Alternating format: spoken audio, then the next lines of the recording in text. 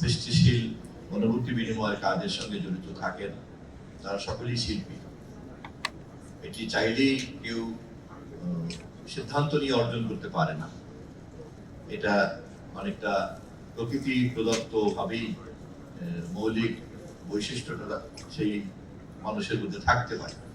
বাকিটা তার চর্চা, বাকিটা তার আগ্রহ, বাকিটা তার অর্জন। ফলে আমি আমার বিনীত ধারণার মধ্যে আমি মনে করি যে এটা শুরুতেই প্রকৃতি কর্তৃক নির্ধারিত যে কারা শিল্পী হওয়ার যোগ্যতা রাখেন আর কারা শিল্পী হওয়ার যোগ্যতা রাখেন না, কারা কেবলমাত্র এই শিল্পীদের বিনোদন অথবা শিল্পীদের কর্মের সুফলভোগী হবেন অথবা অনুভূতিটা গ্রহণ করবেন, বিনিময় করবেন।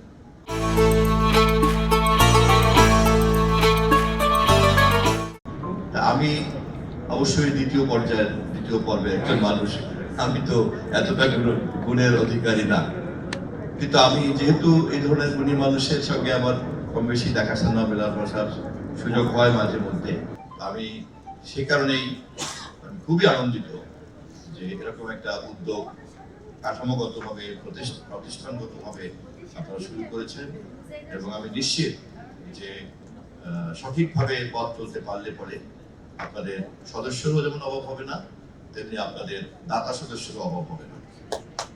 আমি বিনীতভাবে ঘোষণা করছি যে এই পথ চলাতে যদি আমার কখনো কোনো ভূমিকার প্রয়োজন পড়ে আমি সানন্দে সে দায়িত্ব গ্রহণ করবো সবসময়।